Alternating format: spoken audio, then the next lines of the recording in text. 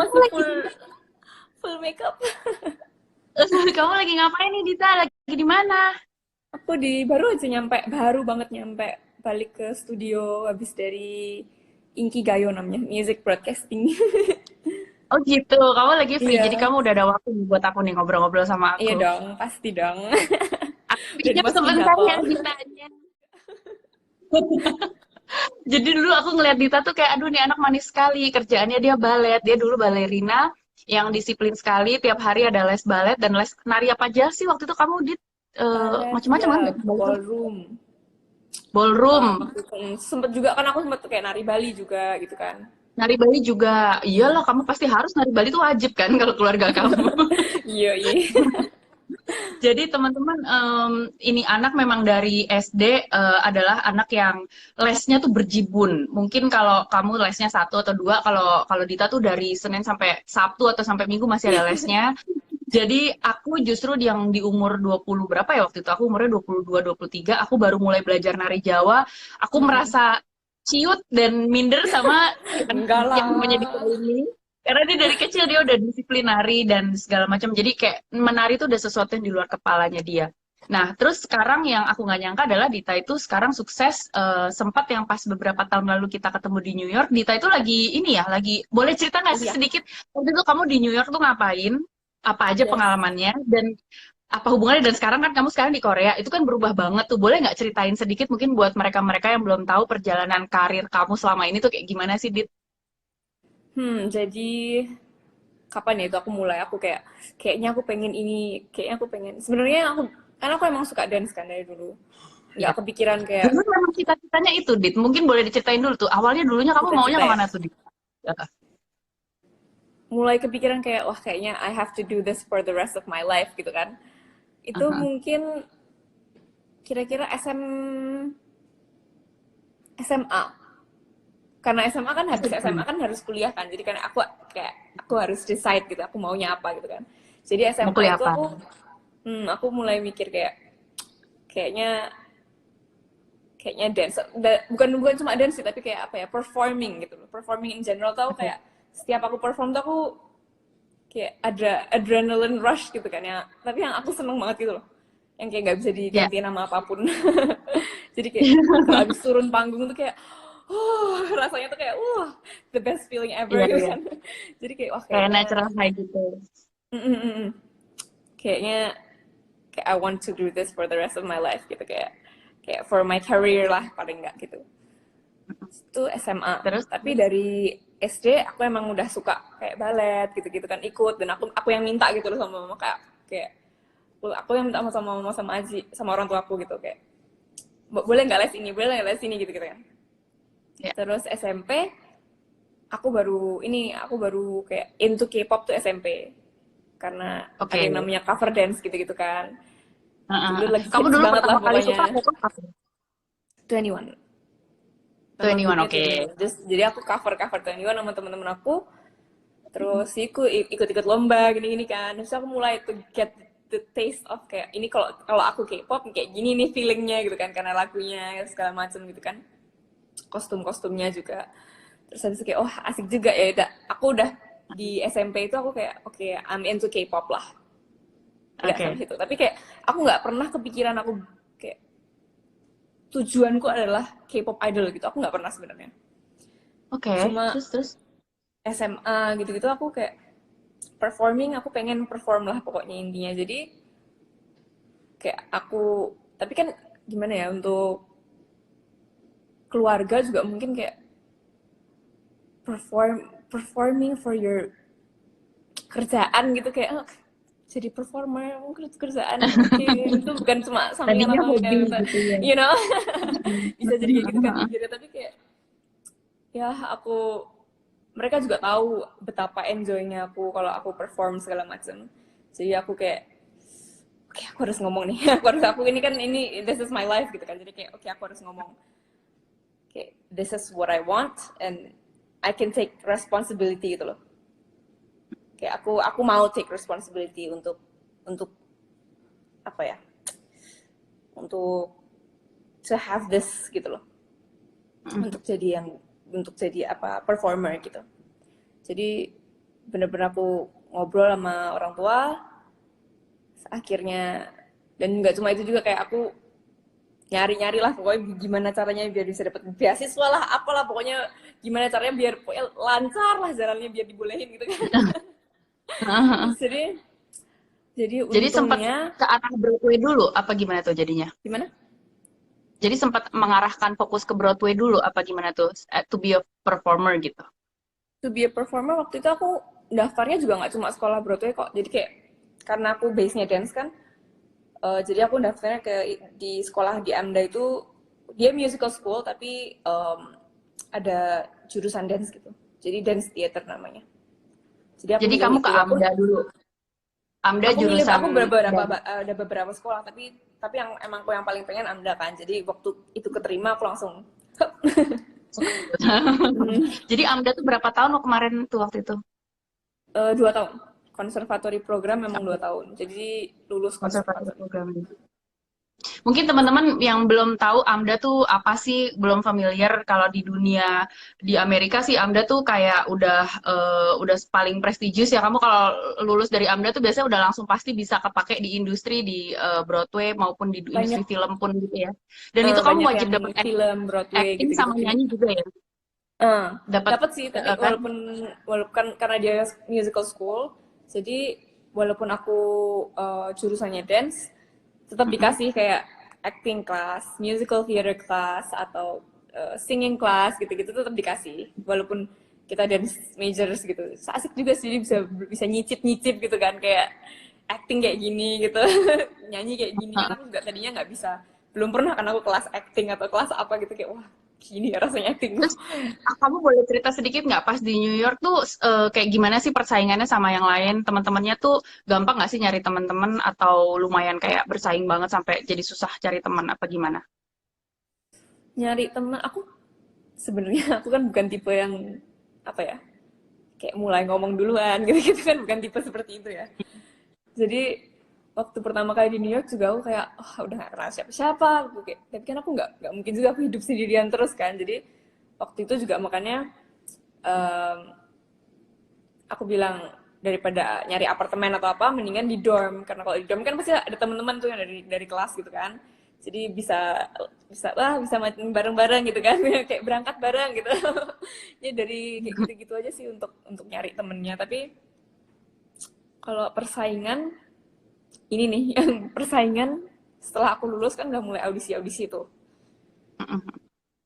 persaingannya ketat banget. Yang Keren. kayak aku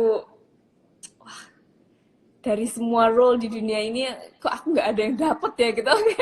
sampai sampai kadang kayak aku udah audisi berkali-kali kok nggak ada yang dapet gitu, kayak kayak lolos round tuh, dari round tuh nggak dapet lagi. Terus habis itu kayak daftar yang ini, daftar Disney, daftar cruise, daftar segala semuanya aku daftarin, Cruise kok nggak juga ada yang kamu daftar nyangkut ya? ya. Heeh. Waktu itu aku sempat Jadi kayak, waktu itu kamu daftarnya ke musical kayak Broadway musicals gitu kan? Kamu ngambil karena peran-peran aku yang lulusan penari itu? AMDA, jadi kayak Mm-mm. kayak apa ya, aku merasa kayak lebih link apa aja kalau aku dengan resume yang aku punya di AMDA gitu kan, lebih apa ya, lebih cocok kalau aku Lebih nge-apply ke situ-situ kan. Jadi betul aku betul. apply ke semuanya yang kayak Broadway based gitu, musical based. Jadi off Tapi jadi Broadway kayak lah. jadi yang kayak main main karakternya gitu atau yang kayak semua basically part of it aja gitu apa gimana? Um, aku biasanya apply terus nanti mereka yang kan, kalau itu kan kayak ada, kalau di Broadway itu apa ya, kayak stereotype gitu, kayak typing kan udah ada kan. Jadi misalnya karakter ini perlu yang blonde, yang ini yang itu gitu kan udah ada kan. Jadi ya Iya. karena aku apply aja terus nanti mereka yang kayak oke kamu di apply buat ini, kamu yang buat ini, kamu buat ini gitu.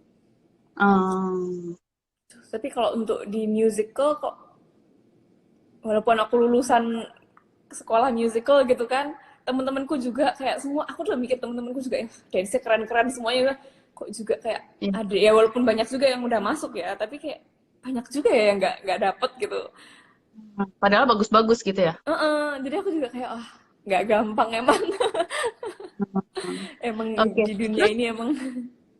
Emang gak gampang. Jadi kamu udah sempat ngejalanin di New York, sempat hampir mengadu nasib di dalam industri Broadway musical di New York gitu. Terus abis itu apa sih yang membuat kamu akhirnya jadi ganti haluan ke musik K-pop dan akhirnya kamu ke Korea ya? Boleh diceritain nggak sih itu gimana sih? Terus kemarin juga banyak yang nanya ke aku, kamu kok bisa jadi nyanyi dalam bahasa Korea? Maksudnya itu kan satu barrier yang untuk nembusnya mungkin kan susah banget. Nah, prosesnya itu gimana? Apakah kamu emang udah nyicil belajar bahasa Korea dari sebelum kamu pindah? Apa Hmm. dari SMP itu kamu udah les bahasa Korea? Atau gimana sih? Boleh ceritain nggak sih? Jadi dari apa nih? Pindah haluan ya. Dari New York ya? Di New York Pindahan. nih. Di New York kan karena aku tahu aku suka K-pop, jadi walaupun aku itu di masa-masa juga dimana aku audisi terus tapi aku nggak pernah keterima gitu kan. Ya ada sih kayak keterima tapi kayak project-project kecil yang kayak kayak project-project apa ya, individual gitu loh, yang kayak orang bikin bikin apa namanya, project dance apa kecil-kecilan gitulah. Iya. Yang project-project gitu emang sih ada, kayak adalah yang dapat gitu beberapa kali, tapi kayak it's not my main goal kan, jadi aku rasanya kayak aku masih pengen ini, it's not the kind of like, kayak aku nggak pengen yang kecil-kecil kayak gitu terus gitu kan, aku pengen yang kayak oke, kayak apalah, perform in like a big stage gitu kan. Jadi aku waktu itu juga apa ya namanya, kayak slump atau apa ya, kayak stres gitulah, kayak kok nggak bisa terus ya gitu, kayak kenapa nggak ada yang nyangkut ya gitu-gitu. Dan di saat itu aku kayak karena aku tahu aku suka K-pop, jadi aku daftar kayak kelas-kelas K-pop dance gitu di dance Oke. studios di New York. Di New York. Jadi terus di situ ada audisi ini, ada Hmm. audisi macam-macam, Ini. sebenarnya ada audisi Oh, macam-macam, ada audisi band kamu ini macam-macam tapi bukan? Band kamu ini bukan? audisi company, Oh, oke. Oke, oke, oke. audisi Terus, terus. company gitu. Jadi kayak yang ada audisi company gede yang namanya Big Three itu ada, terus aku udah pernah ikut juga tapi nggak lolos. Terus habis itu di dance studio ini ada audisi bulanan gitu, audisi kayak company ini kayak company-nya lebih kecil-kecil gitu loh, lebih baru-baru kecil-kecil gitu company-nya, jadi kayak lumayan lah kak, gratis ini gitu kan, jadi take the chance gitu, kayak nggak ada salahnya kalau karena aku enroll di dance studio ini aku bisa ikut gitu. Jadi Oke. ikutlah aku audisi itu, terus diantara semuanya si Fine ini si Fine ini Heeh. bilang kalau Heeh. interested tapi setelah itu nggak ada kabar sebenarnya, nggak ada kabar. Oke. Terus aku tapi kan mereka interested kan, udah bilang interested nih. Jadi waktu aku dari sana aku pulang ke Indonesia, dari aku di New York aku pulang ke Indonesia, aku bilang ke eh, orang tua aku kayak aku pengen ikut 1 million gitu. Terus karena aku pengen ikut 1 million dance kan di Korea nih, sekalian aku mau di sini lagi ke company ini lagi karena mereka udah bilang interested. Aku kayak ini kalau di ini dikit kayaknya masuk nih gitu kan. jadi aku Terus, terus. jadi aku datang ke Korea sendirian, gak kenal siapa-siapa juga. Selagi Bisa ikut ngomong One Korea Million nggak waktu Dance. itu? Udah bisa ngomong Korea belum waktu itu? Belum bisa. Oke. Terus, terus, terus. Aku lumayan ini juga ya, pemberani. Nekat. Terus, terus, terus. Gaspol. Terus um, selagi aku ikut 1 million dance ini aku audisi lagi, terus akhirnya diterima lah. Saat itu juga mereka kayak oke, kita seneng kamu, kayak kita perlu ini lagi, bilangnya perlu deh sekarang. Kayak kita perlu deh ini. So kayak wah oke, akhirnya masuklah, aku keterima. Terus aku mulai training, aku juga mulai les bahasa. Aku mulai les bahasa di sini, setiap hari aku les bahasa. Terus aku tahu Heeh. kayak karena bahasa kan, karena aku pengennya debut di sini, aku harus bisa bahasa Korea dong. Masa Iya, kayak iya. aku datang ke Harus dong. negara orang, aku cuma pengen debut aja, nggak bisa ini itu gitu kan. Nggak bisa gitu kan. Jadi aku kayak oke, aku les bahasa, dan aku kayak tiap hari bener-bener aku kayak take notes. Aku beneran nonton drama tapi kayak beneran Itu udah. kadang-kadang kayak tak balikin kayak oke, 10 detik berikutnya sebelumnya tadi ngomong apa dia. Kayak kalau aku nonton drama tuh bener-bener kayak oke, sekarang nggak pakai caption bahasa Inggris, pakai caption bahasa Korea.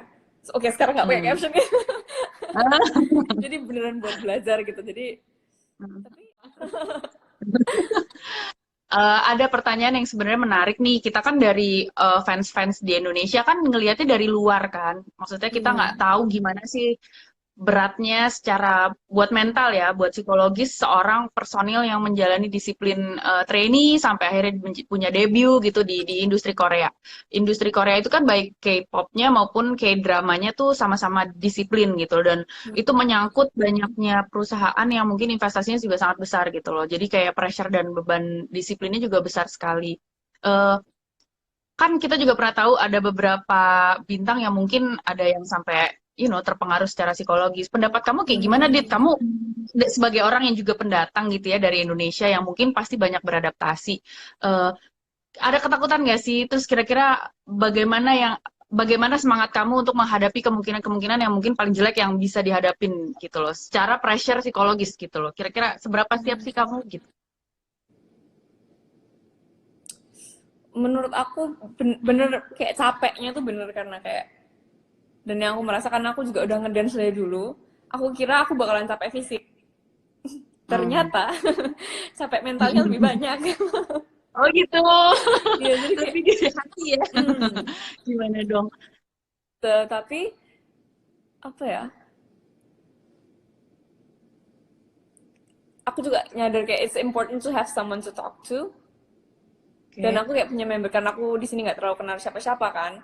Jadi aku pasti ngobrol-ngobrolnya juga sama memberku kayak, apalagi yang udah lama gitu kan training di sini, kayak ini emang biasa nggak sih kalau aku ngerasa kayak gini, kayak aku ngerasa aku udah training tapi kayak tiap hari kayak aku ngelakuin hal yang sama terus capek capek doang, tapi kayak nggak nambah-nambah, kayak segitu-segitu aja gitu loh rasanya. Tapi ini bener nggak sih gitu. Terus waktu training dulu juga kenapa nggak debut-debut, kayak nggak ada kepastian gitu. Jadi kita kayak capek, apa ya, daripada Kayak belum capek. kelihatan hilalnya kapan debutnya gitu ya kayak gitu. Waktu Tapi itu sekarang udah kayak debut dong. iya, terus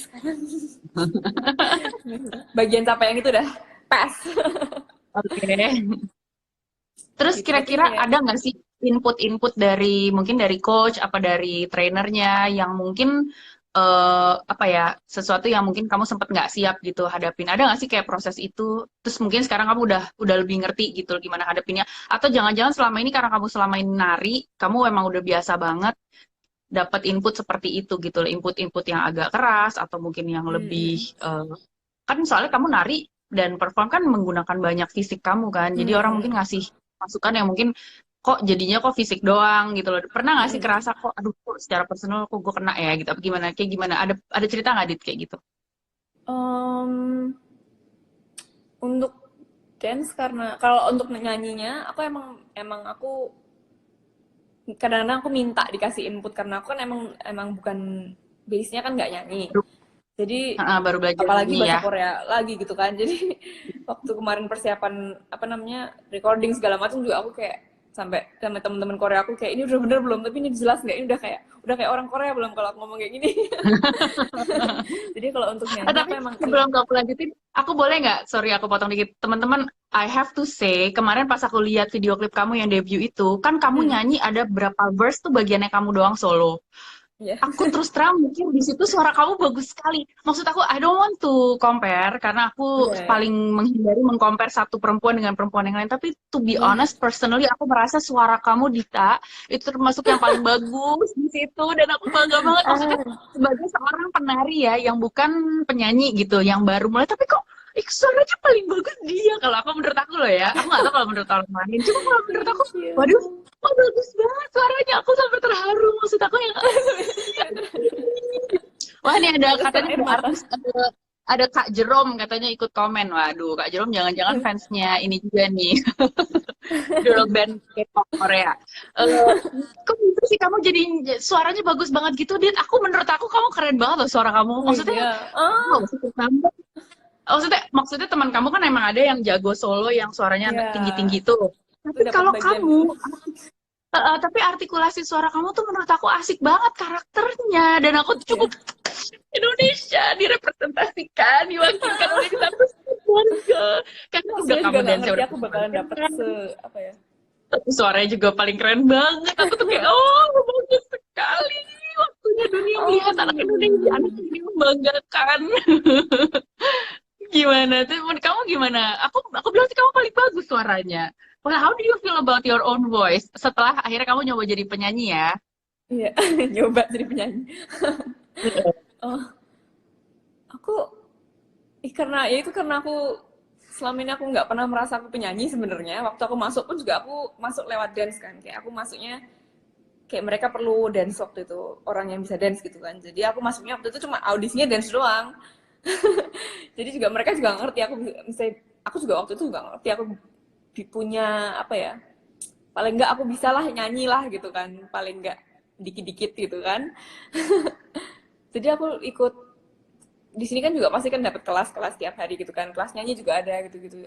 Ya udah aku belajar apa yang aku dapat aja dari guruku terus-terusan gitu. Tapi aku nggak ngerti juga dapat, bisa dapat se apa ya, this much love dari orang-orang, kayak ya ampun, her deep voice nggak kayak Do suaraku you kayak gitu feel ya good gitu. Aku about, do juga you nggak like pasti your kayak own voice singing? suaraku kayak gitu ya. Tapi do Tapi you like it? Like, do you like your own voice? Do you like the projection of your own voice? Like, what do you think? I mean, you should feel good or you should feel I still wanna improve gitu. What do you think? Kalau kalau aku bilang sih suara kamu bagus sekali. gitu ya. Aku of course I still want to improve kan, karena apa ya, of course I have a lot of like, punya banyak space untuk improvement karena aku baru banget nyanyi juga, baru baru ini kan. Apa Ya. nyoba nih, nyicip nih gitu kan. Jadi aku masih punya banyak space for improvement sih, I think. Tapi untuk lagu ini, Tapi for real I did the best I can. Dan itu cepet banget. Aku ingat waktu aku latihan lagu ini, aku kayak wah, ini aku nge-rap juga nih lama-lama. Karena bahasa kenapa? Korea dan cepet Kamu banget gitu.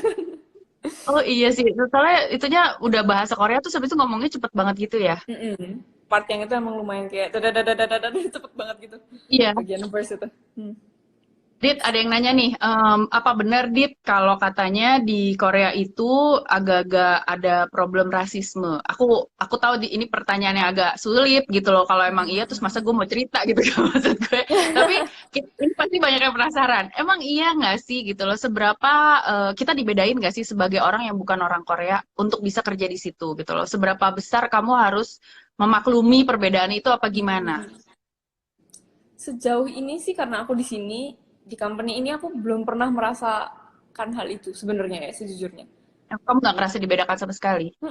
Malah mereka yang bilang kayak like they like my tan skin and like just keep it that way, and Hmm. like aku juga merasa selama ini kayak yang dibilang orang kayak apa gitu, jadi aku juga nggak terlalu ngerti. Selama ini aku melihat orang-orang yang kayak kalau aku ke music broadcasting station semuanya juga kayak mereka semua biasa-biasa, kayak aku nggak terlalu melihat sih untuk personal dia untuk aku, tapi aku nggak ngerti karena aku mungkin belum keluar lebih jauh lagi, aku juga nggak ngerti ya. Tapi Hmm. Tapi mungkin so selama far kamu aku bisa belum ngomong pernah bahasa Korea, merasain. oh ya mungkin kamu selama kamu bisa ngomong bahasa Korea, kamu jadi merasa nggak punya problem untuk berkomunikasi ataupun mengemukakan pendapat kali ya. Jadi kalaupun Iya. ada disagreement, kamu juga bisa argumen dengan baik karena kamu juga udah menguasai bahasa mereka dengan baik gitu kali ya. mungkin mungkin Jadi gitu kan. kuncinya bahasa, teman-teman. Itu Dan kali ya. kayak aku juga, karena aku mau beraktivitas di Korea, aku sebisa mungkin aku show them that I'm really interested in this culture and everything. Aku merasa kayak mereka juga nggak mungkin hate me for loving their culture juga gitu kan. Iya. Oke, Dit, aku perlu nanya, ini pertanyaan yang pasti banyak orang penasaran. Aku juga baru tahu dan baru banyak belajar, ternyata kamu bukan orang Indonesia pertama yang pernah mencoba di ini industri K-pop kan? Ternyata kamu orang Indonesia kedua, tapi the Kedua, first girl band ya. yes. Kamu bisa cerita banyak nggak tentang si orang Indonesia yang pertama, yang waktu itu kalau nggak salah dia boy band ya, boy K-pop band gitu. Kalau Aku juga kamu pernah lihat kenal waktu nggak itu. sama dia? Terus kamu pernah ngobrol nggak sama dia? Terus pernah mungkin bertukar pengalaman atau info apa enggak? Apa gimana kira-kira? Sebenarnya aku belum pernah. Pengen sih, aku kayak pengen sebenarnya pengen reach out kayak hey Indonesia bound gitu kan. Pengen sebenarnya tapi belum ada Kasih waktu. bocoran dong gitu ya. Heeh. Kayak gimana sih? Tapi belum ada kesempatan ketemu. Kalau misalnya ada waktu mungkin. Kalau lihat juga mungkin. Iya Tapi ya. ya belum ada waktu untuk. Jadi personalnya aku belum kenal sama dia. Oke. Tapi I think he like something in this field too. Jadi mungkin suatu Masih saat bisa masih juga ketemu. bekerja di industri yang sama gitu ya.